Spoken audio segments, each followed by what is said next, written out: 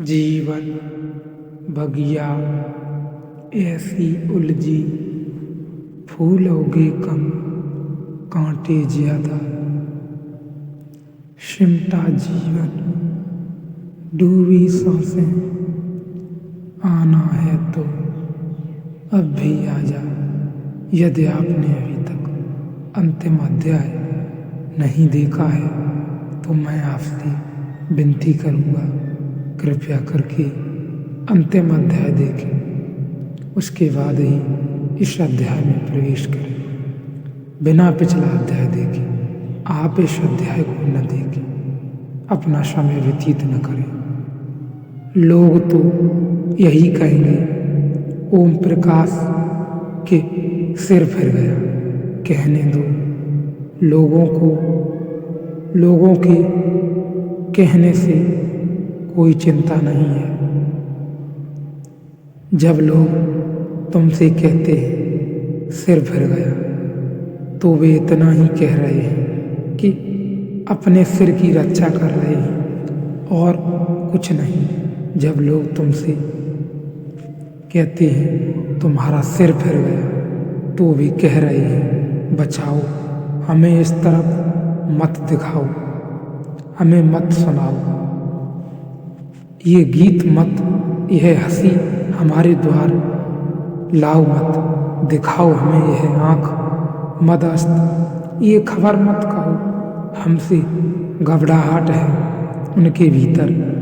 उनके भी यही राग है भीतर, उनके भी ऐसी ही पीड़ा पड़ी है जो प्रतीक्षा करती है जन्मों जन्मों से कि कोई छोड़ दे, मगर डर है, घबराहट है। बहुत कुछ उन्होंने झूठे जगत में बना पाया है, बसाया है, कहीं उखड़ न जाए। झूठे जगत में बनाया बसाया है, कहीं उखड़ न जाए। मैं इलाहाबाद में था, एक मित्र मेरे सामने ही बैठकर मुझे सुन रहे थे। लाखों लोगों ने मुझे मेरे सामने बैठकर सुना है। बहुत कम ऐसे लोग हैं जिन्होंने इतने भाव से सुना है जैसा भाव से वे सुन रहे थे। उनकी आंखों से आंसुओं की धार बह रही थी। अचानक बीच में उठी सभा भवन छोड़कर चले गए। मैं थोड़ा चौंका। यह क्या हुआ? पूछता है। संयोजक को कहा, वे बड़े प्रसिद्ध व्यक्ति थे, मैं तो जानता ही नहीं था। साहित्यकार थे, कवि थे, लेखक थे। संयोजक ने उनके घर जाकर पूछा। उन्होंने कहा, बाबा माफ करो, मैं घबरा गया। 20 मिनट बाद मैंने कहा, अब यहाँ से भाग जाना उचित है। अगर थोड़ी देर और रहा तो कुछ से कुछ हो जाएगा। इस आदमी का तो सिर फिरा है, मेरा फिरा देगा। आऊँगा, अभी नहीं, जरूर आऊँगा, पर थोड़ा समय दो। और 2 रात से मैं सो नहीं सका हूँ और बातें मेरे मन में गूंज रही हैं। नहीं, अभी मेरे पास बहुत काम करने को पड़े हैं। अभी बच्चे हैं छोटे, अभी घर गृहस्थी है, संभालनी है। जरूर आऊँगा, तुम जाओ, उनसे कहना जरूर आऊँगा, लेकिन अभी नहीं। जब कोई तुमसे कहता है तुम्हारा सिर फिर गया, वह सिर्फ अपनी आत्मरक्षा कर रहा है। वह यह कह रहा है कि ऐसा मानकर कि तुम्हारा सिर फिर गया है, मैं अपने आकर्षण को रोकता हूँ। उसके भीतर भी अदम्य आकांक्षा है। कौन है ऐसा जो परमात्मा को खोजने नहीं चला है? कौन है ऐसा जो आनंद का प्यासा नहीं है? कौन है ऐसा जिसे सत्य की अभिरसा नहीं है?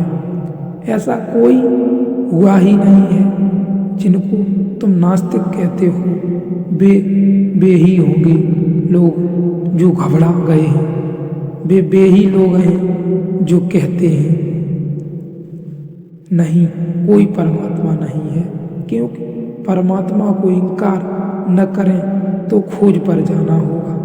मेरा अपना अनुभव यह है कि नास्तिक के भीतर तथाकथित आस्तिकों से सत्य की खोज की ज़्यादा गहरी आकांक्षा होती है। यह मंदिर जाने से डरता है। तुम डरते ही नहीं, तुम डरते नहीं क्योंकि तुम्हारे भीतर कोई ऐसी प्रबल आकांक्षा नहीं कि तुम पागला जाओगे। तुम मंदिर हो आते हो जैसे तुम मकान चले जाते हो। तुम मंदिर को बाहर भीतर हो लेते हो, तुम पर कुछ असर नहीं होता। नास्तिक वैसा व्यक्ति है जो जानता है अगर मंदिर गया तो पागल न लौट सकेगा, गया तो वैसा का वैसा पागल न लौट सकेगा। तो एक ही उपाय है, वह कहता है ईश्वर नहीं है, इससे ही उसे छुटकारा मिल सकता है। धर्म सब पाखंड है।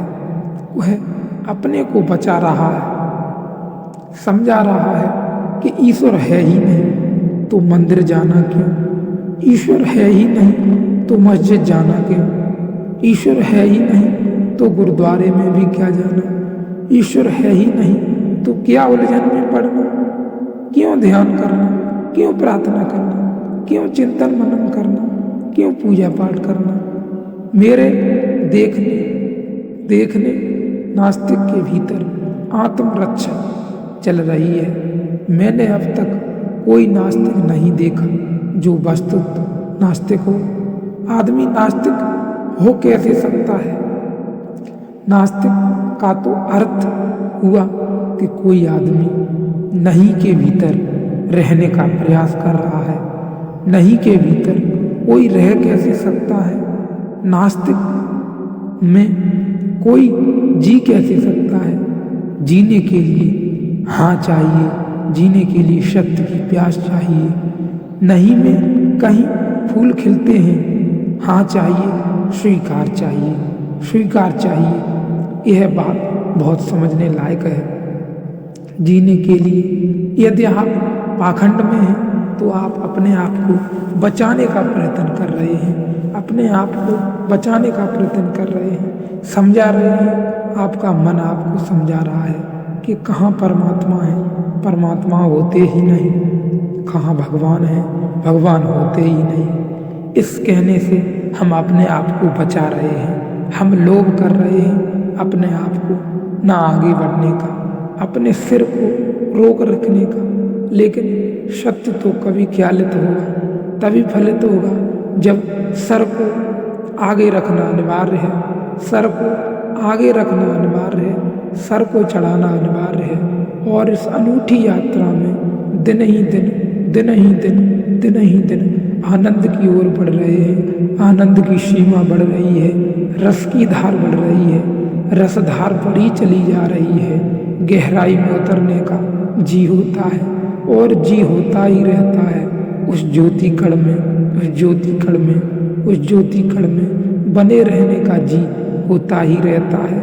उस बगीचे के पास से अनुभव आते ही रहते हैं। लगता है दूसरी पार किनारा आने ही वाला है।